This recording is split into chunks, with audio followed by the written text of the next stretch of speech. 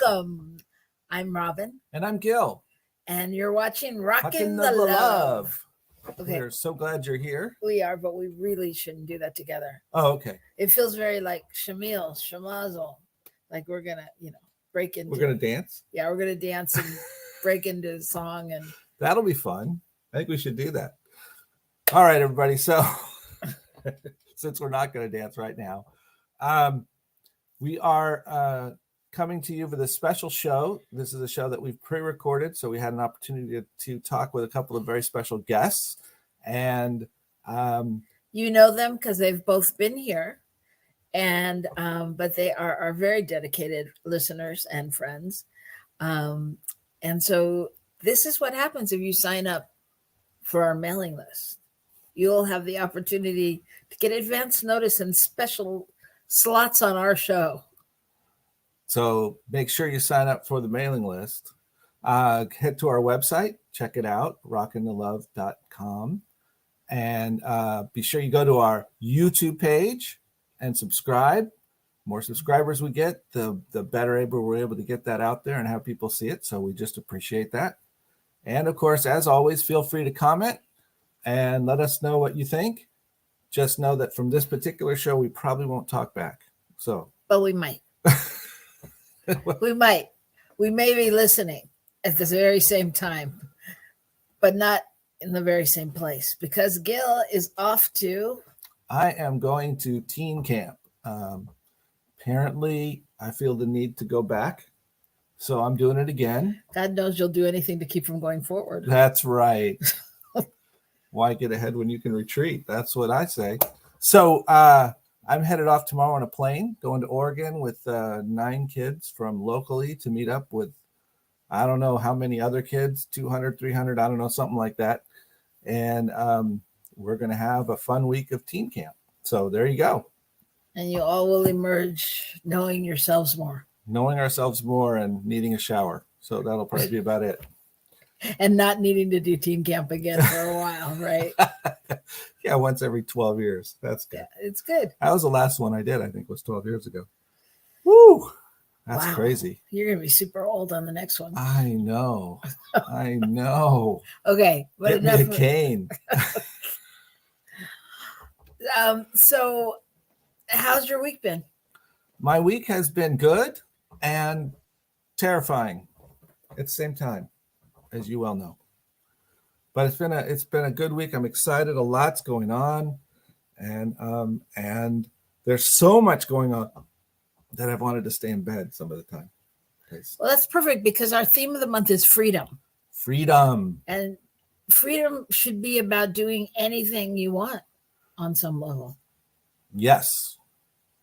And freedom is about being able to make a choice.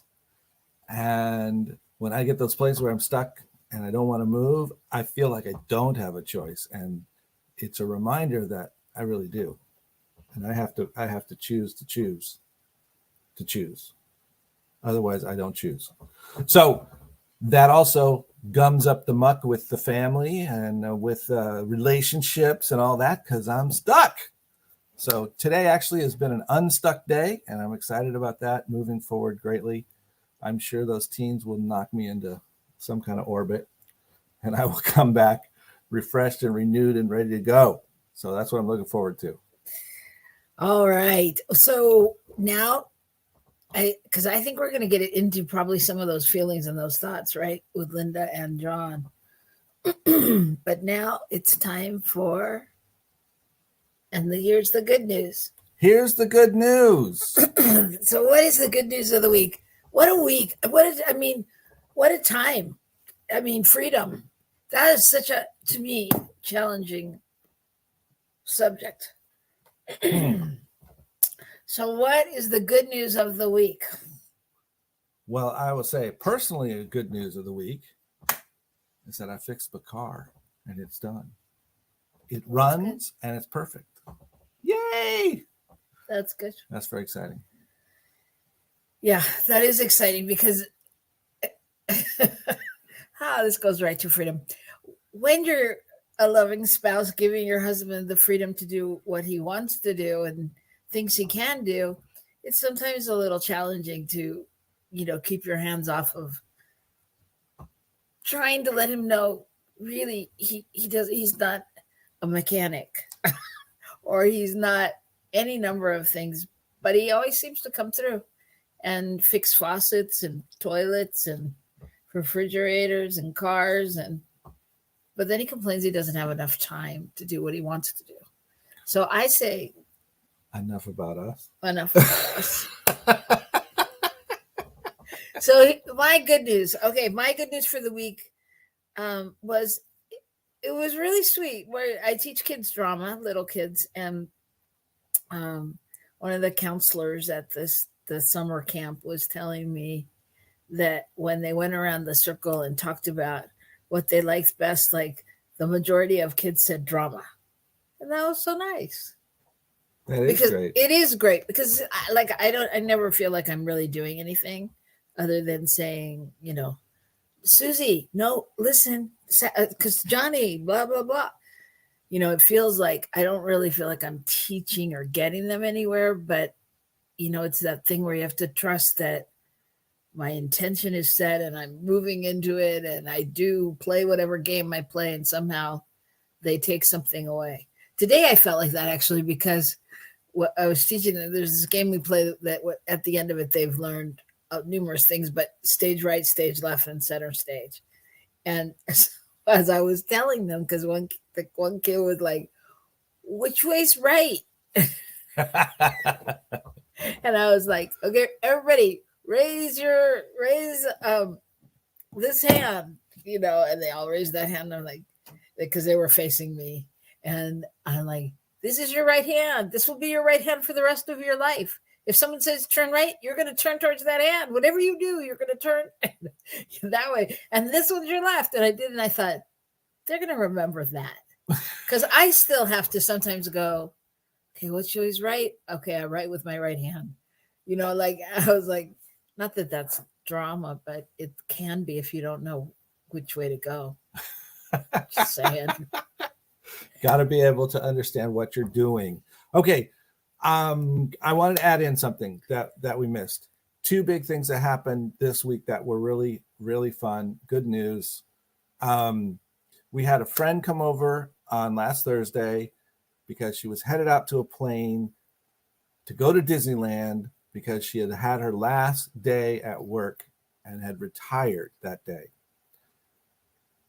And the following day was my first official day on the job in my new job. So I thought it was kind of funny and interesting. So I am officially the spiritual director at Rio Grande Center for Spiritual Living in Albuquerque, New Mexico. Ooh. Woo! And I'm very excited about that and what's going to happen and what's already happening. And so there you go. All right. So on to freedom. Right. Okay. So on to freedom or on to a break? Break and then freedom. We're going to take a break and then we're going to come back here and talk with our guests about freedom. And think about what that is. Even though we're pre-recorded, we'd love to see your comments. Put it in the chat and we can go back to it, or perhaps we'll be there. Either way, it really helps us to know where to go with the next set of shows. So we'll be right back here right after this message. On New Thought Media.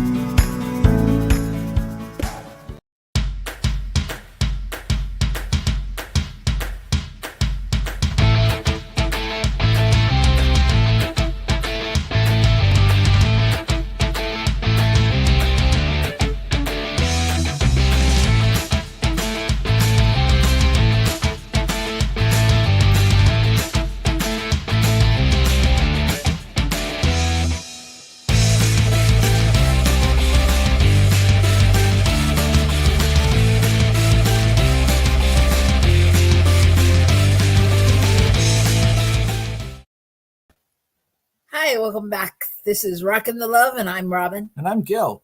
And we are excited to have you back on this very special show where we are going to have the listeners join us. Yes, today we have Linda Goldsmith and John Chastain, who are both listeners from the General Bay area. Thank you so much. Hi, how are you? Many of you may know John from his silent show, where we did a fabulous show for an hour and the sound didn't come out. So now you get a chance to hear him. Well, first, I wanted to congratulate Reverend Gil. It's very exciting news, and I did not know that it began yesterday. So wonderful. Yep, on the first official day. Yeah. I think that was chosen because I grew up a Methodist, and that's the day everybody starts. So I think somehow that came through in the process. Wonderful. You have to start. You have to start on July 1st. That's when you go. That's funny. That's when I started my ministry in the Methodist Church. That's funny. That is funny. 30 years ago. Okay. Wow, is that a memory right there? 1992. Okay. But as you so eloquently said, enough about us. That's right. What's enough about us? So, happy 5th of July. I know that yesterday I actually had a conversation with John where we discussed a little bit how challenging the whole happy 4th of July was. So how was 4th of July for you all? What did it mean to you this year? Linda? Well, that's a great question because I love fireworks. I'll do anything to see fireworks normally. And yesterday I had to think about it. I really had to think, do I want to go celebrate America right now? Am I in the mood for singing those patriotic songs? And the answer is yes, I did it. I did it, but it really wasn't the same.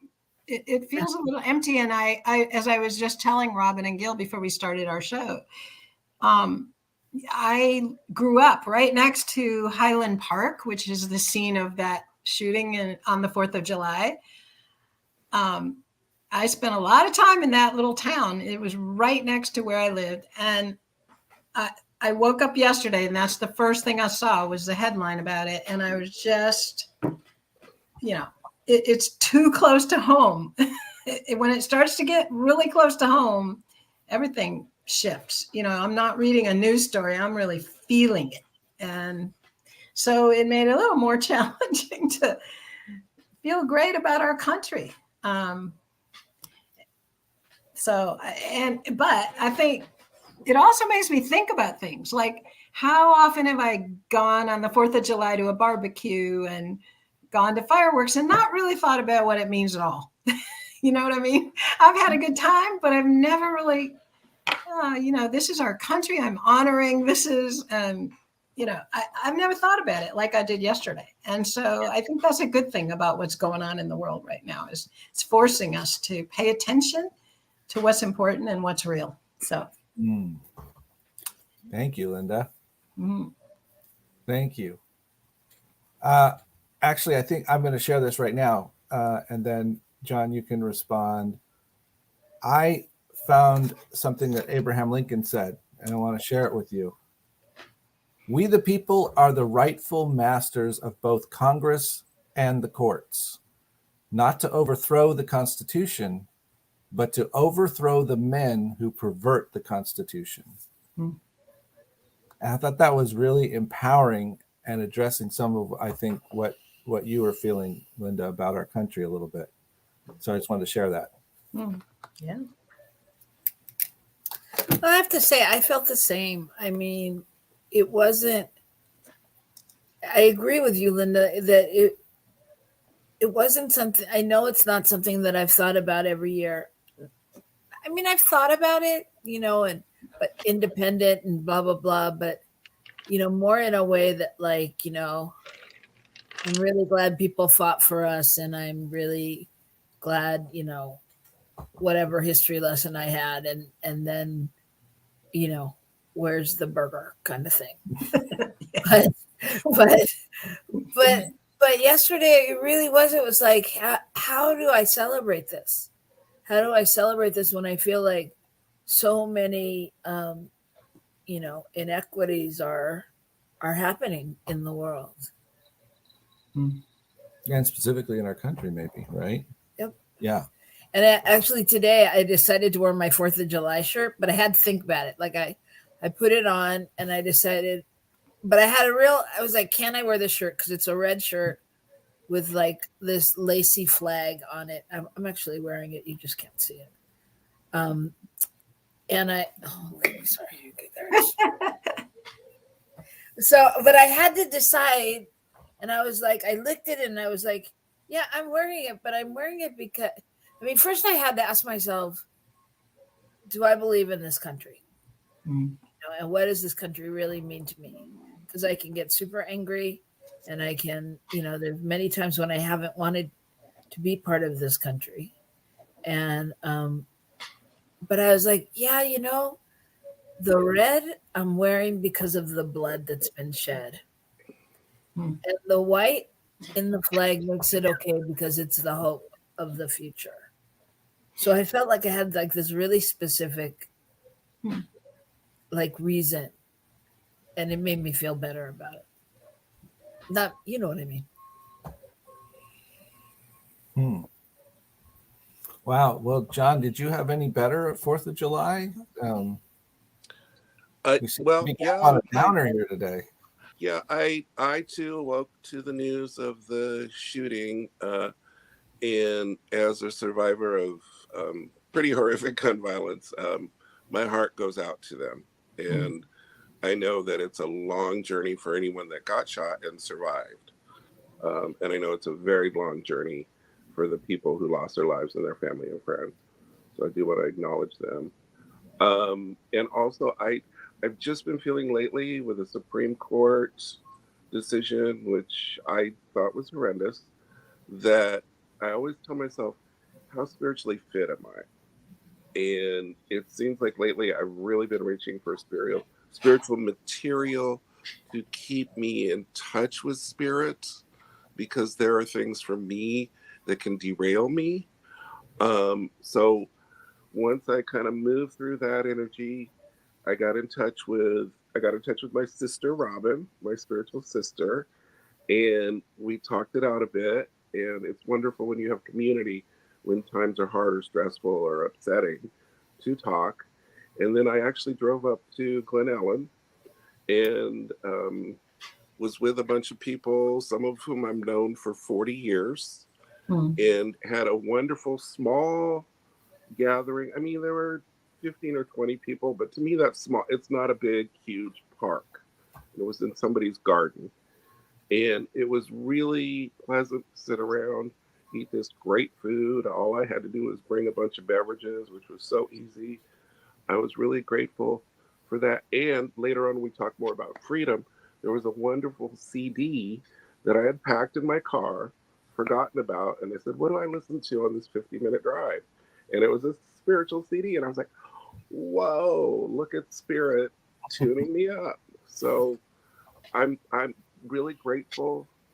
I think that the Constitution is something that we live into, that we constantly fulfill, that we re-examine. So I'm hopeful that maybe we can get some corrective action and restore rights that I think should be rights.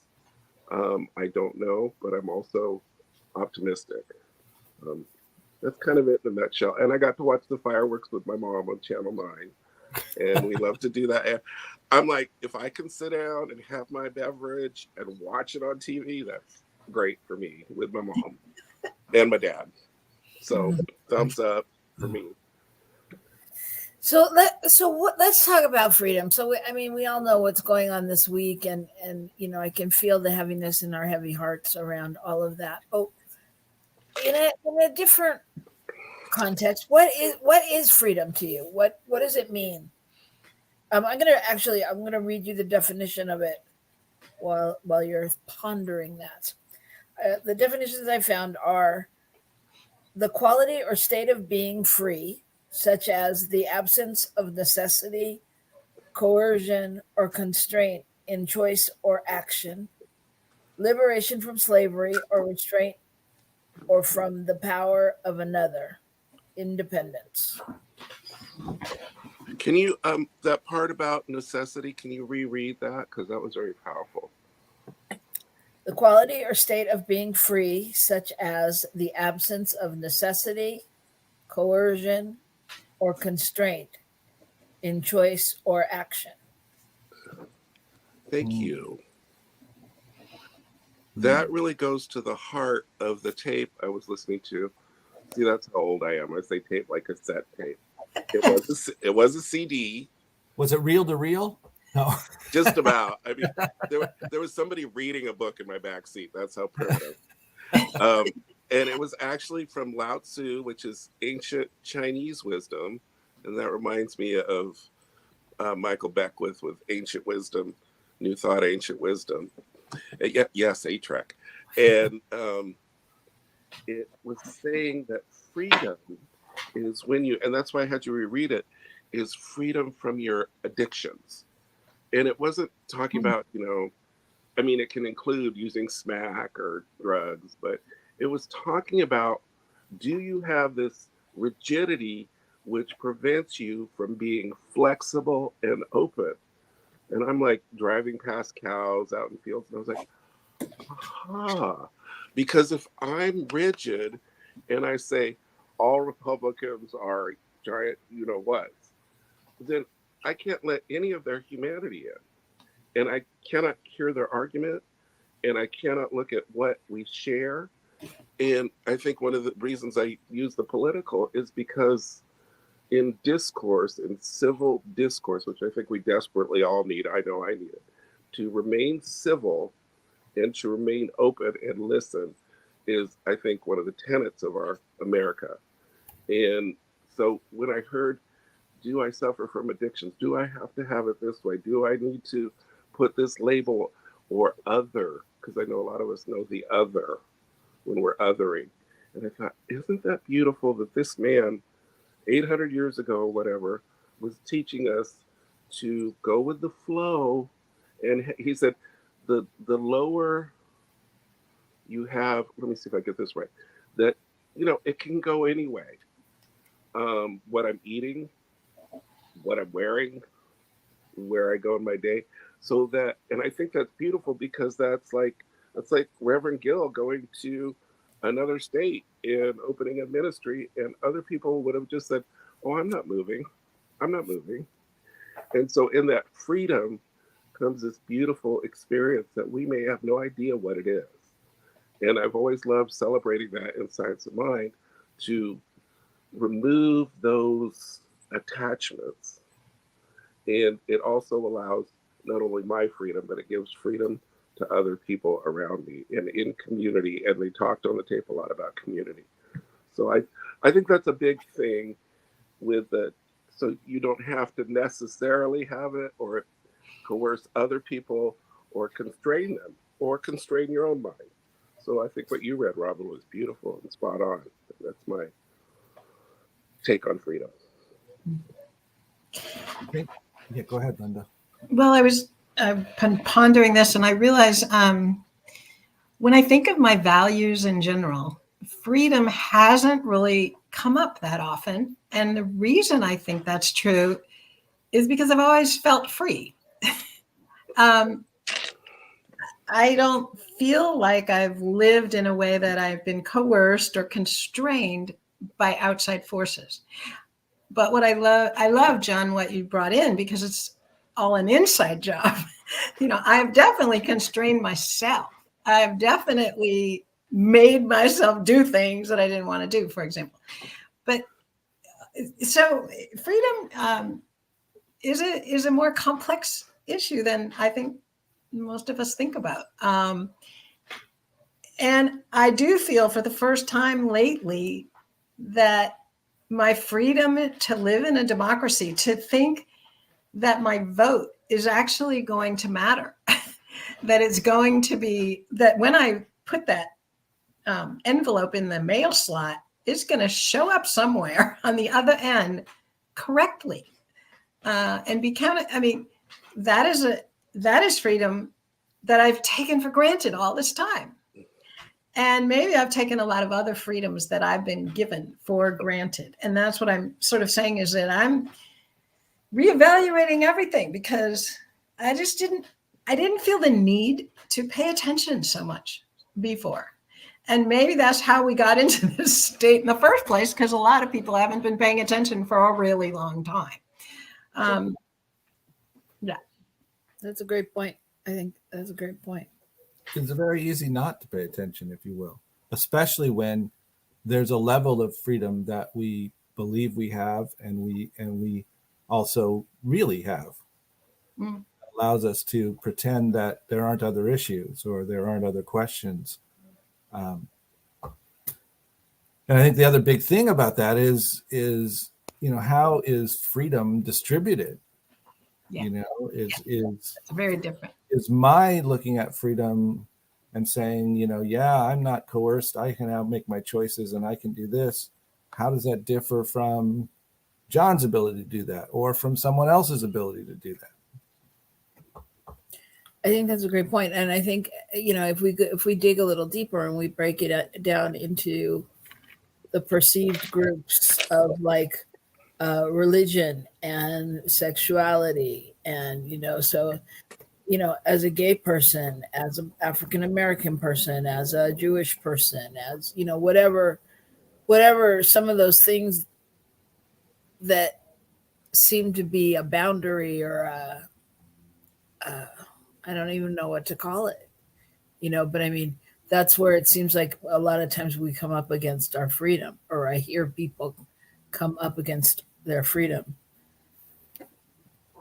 Do y'all know that commercial where those two little kids, there's one slightly older, and he starts talking to the younger one who's almost like in a high chair, I think, and he says, "You are strong, you are brave, you are."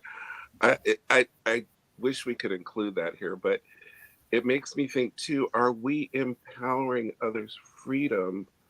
My daily reading today was on the power of your word. And Linda, I love what you said, the inside job, and that's the aspect I was really looking at. And am I empowering my own self? I'm saying, these things you have, and I love that, Robyn, you brought up the examination.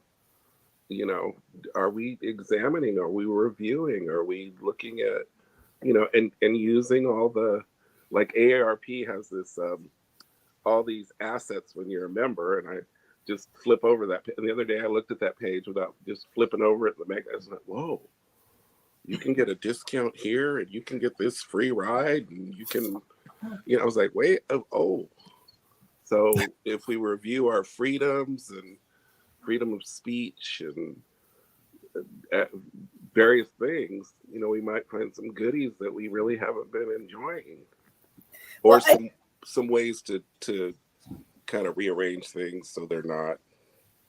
Yeah, what Linda said, I feel a lot like Linda in that I don't really think about it that much, because I'm very privileged, and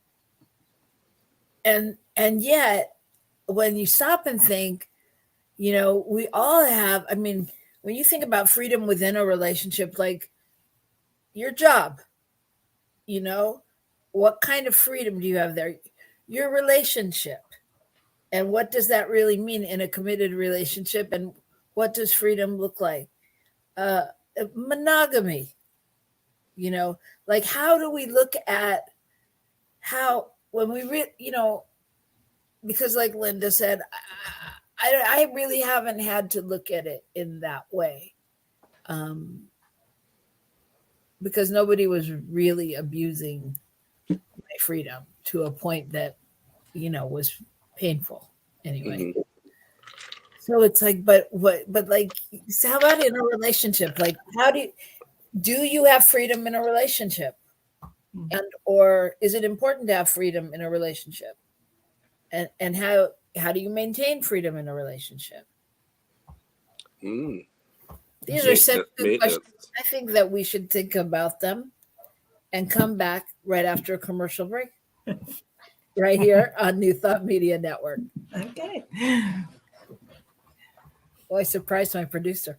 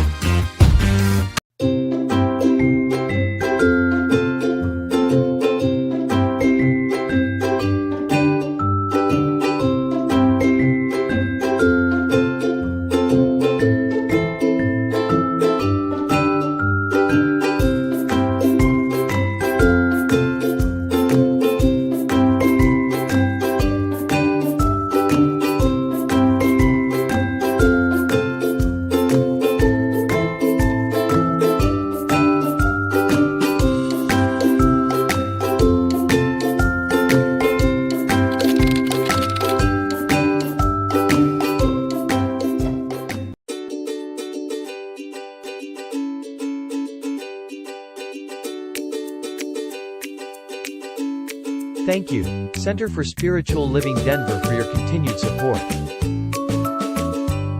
Thank you, Center for Spiritual Living Midtown Atlanta, for your monthly contribution. Thank you, Center for Spiritual Living North Jersey, for your monthly contribution. And please help us welcome Om Center for Spiritual Living in La Mesa, California. Thank you for your monthly donation. Thank you, Center for Spiritual Living Seattle, for your most generous donation. And a special thanks to Hefferlin Foundation for your generous technology grant.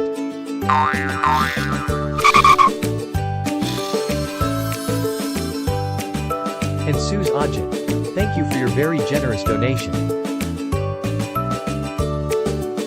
And a super special thank you to Dr. Tracy Brown, RSCP. Thanks for being a super donor. And a big shout out to all our committed donors.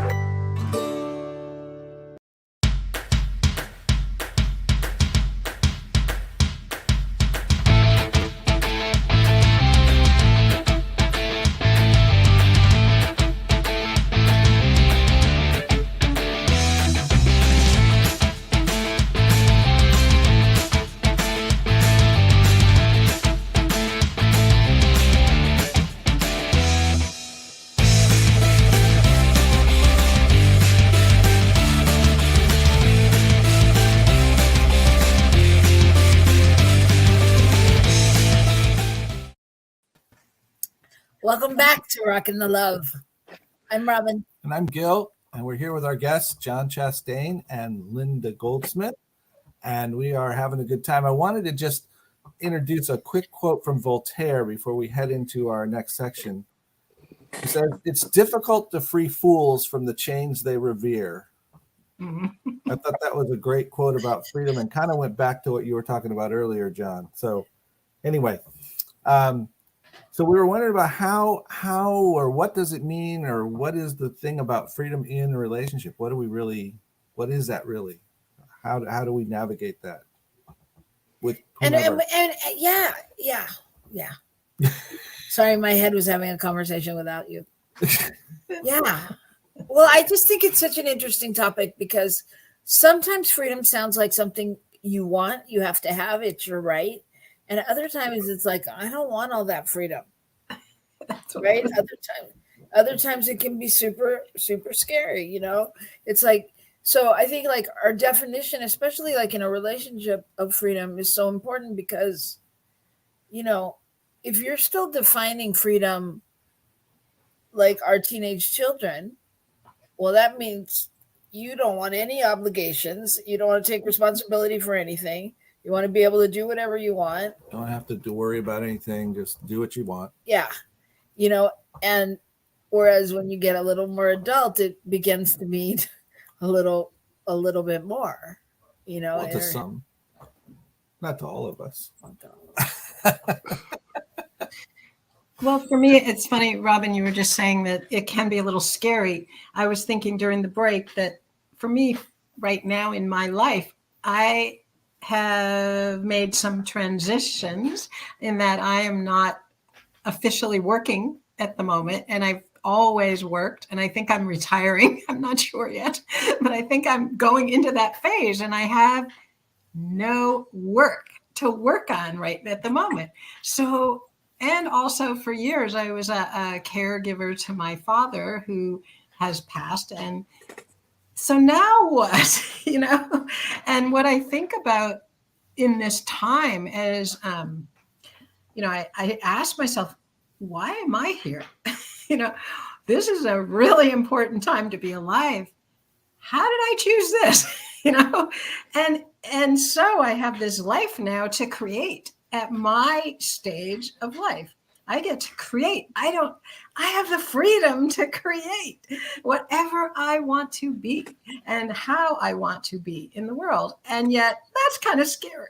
That can be very scary because I'm used to having always having something that I have to do, some obligation that's set for me. And so I don't have to think about what am I really wanting to be or do, or, so it's a double-edged sword. It's exciting and it's invigorating and it's terrifying. As you said, Gil, starting, even thinking about doing something brand new and big and, oh my God, and so, and yet I am grateful that I have that opportunity. I really, truly am. So, freedom is a big thing. And also I think it's a responsibility, It's not just a gift that we're given, but it's what are you going to do with this gift? Not everyone has it. So, yeah.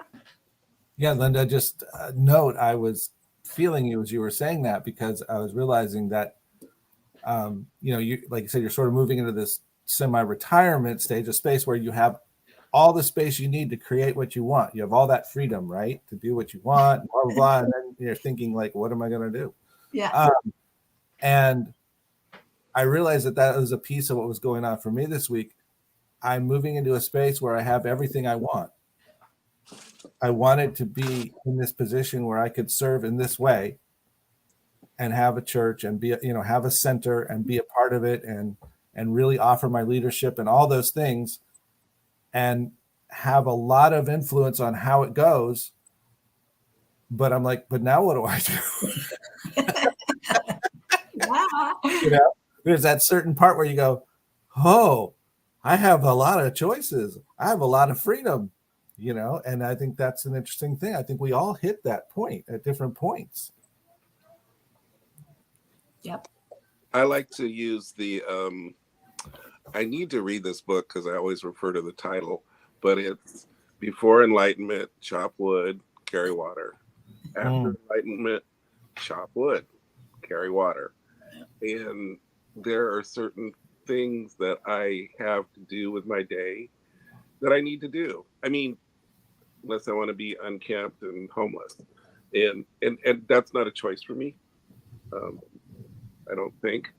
But also, Linda, I just wanted to say you are a dear friend. I think of you as a dynamic, intelligent, exciting person. And I know that the universe has just got different things going on that are really going to appeal to you. So I'm excited to see what your next steps bring. Me too. Thank you. And Gil, I think your dance card is going to be busy for a while when you get back there. I think Spirit has a lot for you to do.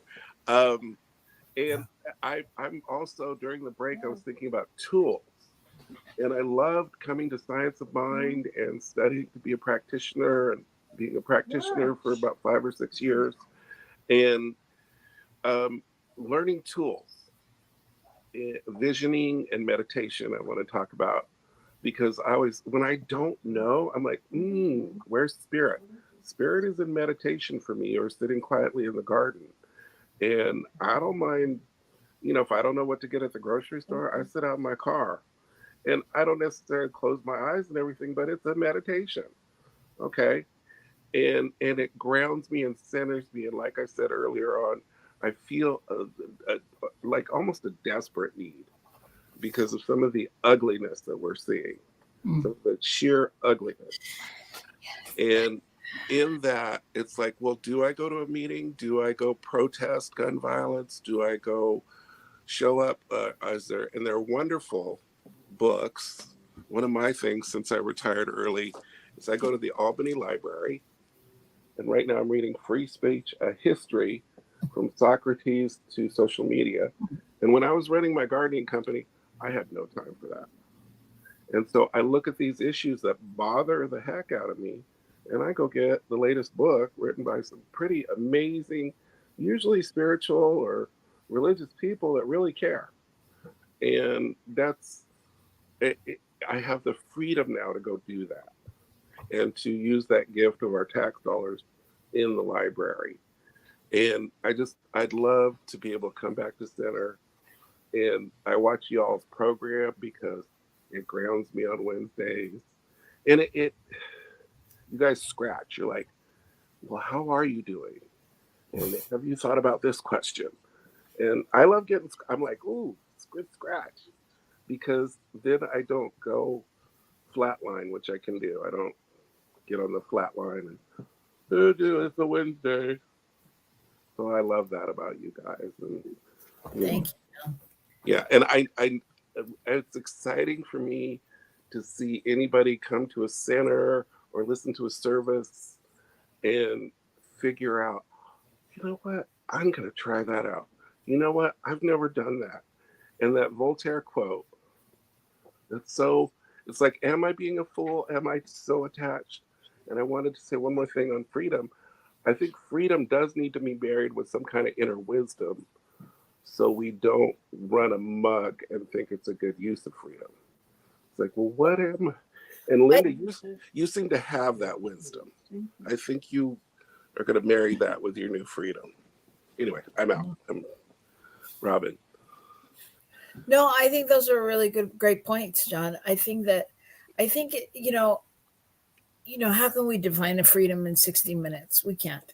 There's so many levels and nuances to it, and really deciding what it means. Is freedom just not having to do things that you don't want to do, or is it being able to be yourself and to express yourself? And to know yourself. And I think, to Linda's point of taking on something new, it's like, that's the phase that it's like, it feels like all roads have come together. You've done this job, that job, the other job, been in this relationship, that relationship, taken this training and this teaching and, studied this and that. And now here you are. And it's like a bounty of a platter, a buffet that you get to choose from and go, what's mine to do next? And I have a quote actually that says, freedom is found when we let go of who we're supposed to be and embrace who we really are. Yeah. Yay. And it feels like that's really the opportunity, is like, okay, I don't have to do or be or say anything. I don't have to, it's like, don't judge my joy. Mm-hmm. Yep. I like that. Well, that's a quote. It's a quote. The short version is, one day we were in a workshop, and how in a workshop, everybody in these spiritual circles is all kumbaya and going over the rules. What are the rules? Be respectful, don't speak outside of the circle. And I was like, don't judge my joy. I don't need people to come up to me afterwards and go, are you okay? You weren't smiling. You weren't doing this. You're not. don't judge my joy. My face is going to be my face, and I'm having my own process, and I'm fine. So, but that's what it's like. It's like, and I'm okay with that. I'm okay with that. Not having Good for you. to be what other people I think I should be. I'm sorry. I think it's fascinating that what I heard come through was when you were describing sort of, using Linda's example, you've done this, you've done that, you've done, and then it all comes together, and look at this. And that is, do our freedoms increase as we age or as we grow? Yeah. Okay. Our producer isn't sure. I think that's a conscious action where Voltaire's words are really good, because I think we can increase our chains if we're not careful. Right. And you're right. But if you look at when we're kids, yes, it's a whole different level of freedom that I don't know that we even ever go back to. Just go to the playground and get instructed by the children. Right. Yeah. Right. Yeah. And hopefully we're held in safety while we do that by our parents. So that allows us to just fly if we have the right kind of support from our families. Isn't there a quote in the Bible about let the little ones lead or teach? Right. The children will lead us. Yep. Yeah. Yeah. And I did inner child work with, I think, Elizabeth Kubler-Ross, and also really helpful was Louise Hay, the Science of Mind minister.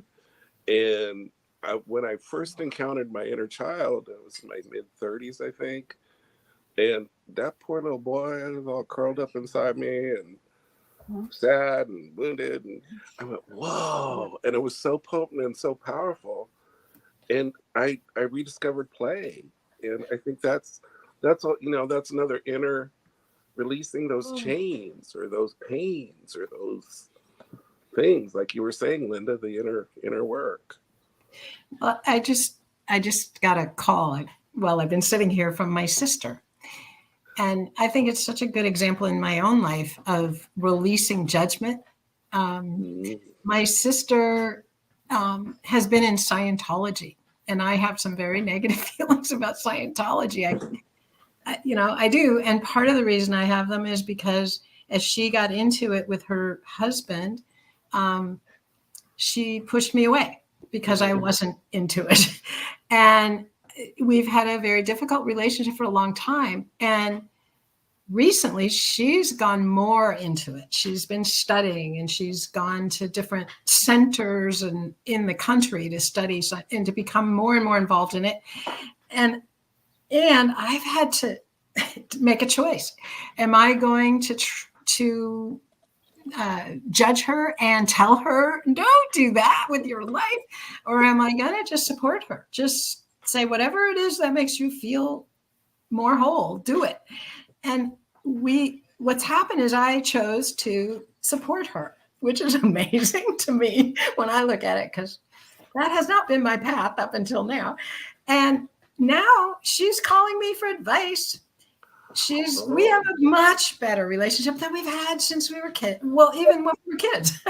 And the thing is that she has shifted. I mean, she is a happier, more energetic, more loving person than she's been. So I'm learning that, maybe what I've been judging, isn't quite true or real. And so it's just a wonderful example of letting go of judgment and being free to see things in a different way. And I have to say, I'm very proud of myself. and what a payoff, what a payoff, because I only have one sister and I really want to have a loving relationship with her and allow her freedom. That's what I'm doing, so yay. Oh, that's beautiful. That is. It is beautiful. And I hear you.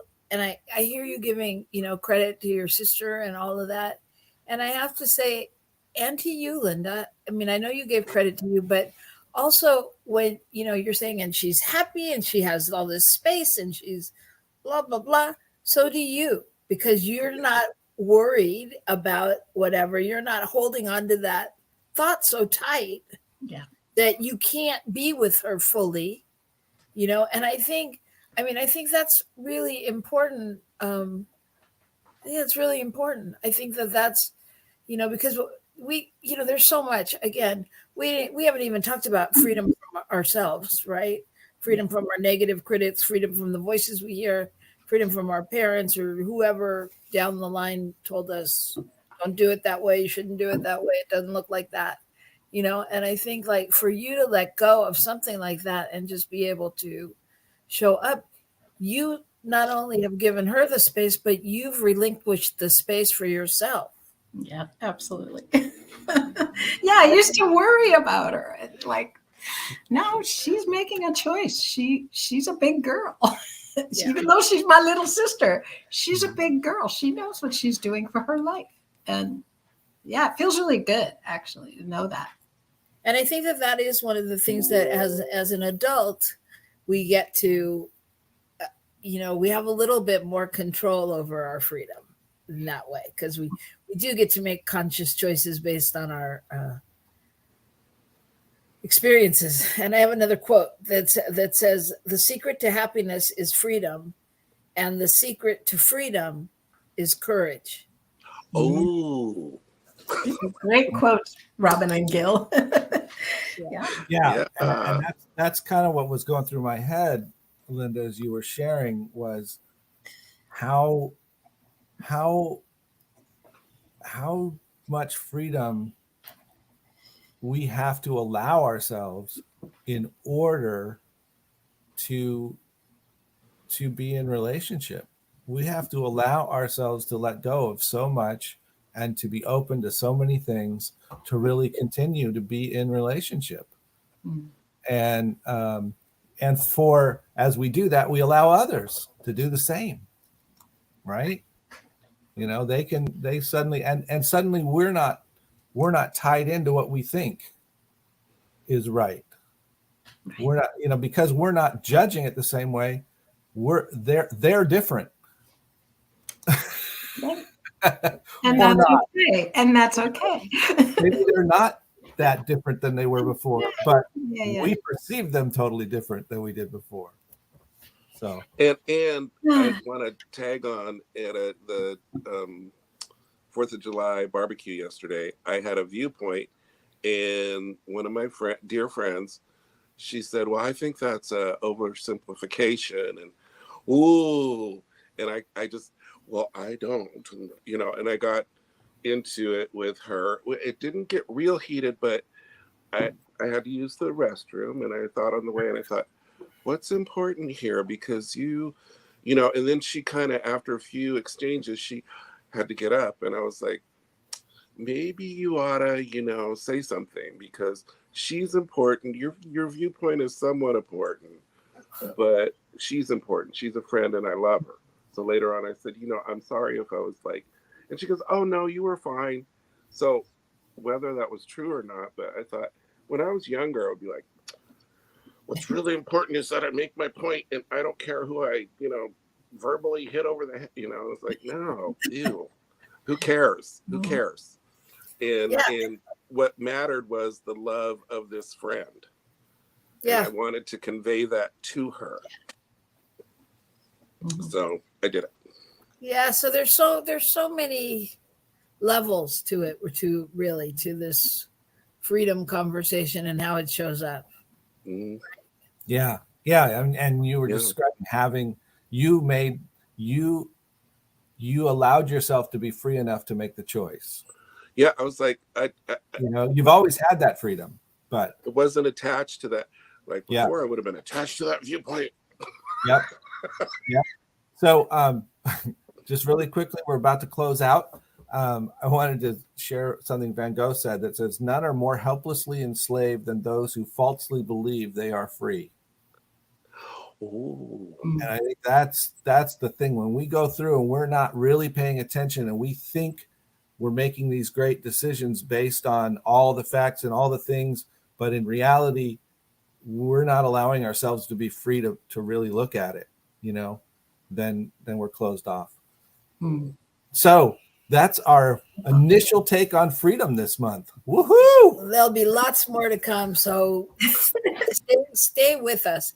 And please make sure and comment and everything. And John and Linda, thank you so much for being a part of this conversation. And your willingness to Pleasure. It was fun. Thank you. Yeah, it really was But fun. you know, that's the way we roll. Our relationship with fun is good. All right. So thank you so much. I want to, speaking of relationships and freedom, I remember when I didn't feel I had the freedom to donate money to anything because I was so worried about my money and what to do and all of that. And I think as we explore freedom, it's a great time as an exercise just to tithe. And that means whatever you can do. It doesn't mean any huge amount. It doesn't mean a certain amount, but whatever feels comfortable. If you can share and trust, it's allowed my relationship to grow and really to see how it's reciprocal and it comes back and it comes back more and all of those good things. So we really appreciate it if you are so inclined to share a little something with us at New Thought Media Network. You can donate ntmedia.com/donate. And I'm just really moved this week, even though I know there's no time, but I'm going to do it anyway, to just give a little prayer for our country and for all that we're going through. And truly just trusting and knowing that no matter what it looks like out there, that truly that God's got this and that whatever may feel like a loss, that it is truly happening for a reason and that we are learning and we are moving forwards. And I'm just sending love and blessings to the families and victims all over the world, not only in Illinois, but all over the planet that we don't hear about even, that we lose to senseless violence. And I'm just trusting and knowing that the love of God is lifting and supporting them. And knowing that we're all showering them with our love. So we keep on rocking it, rocking the love and sending it out to all four corners of the earth and beyond. And we thank you so much for joining us. And we'll see you next week. Take care, everybody. Keep on rocking the love.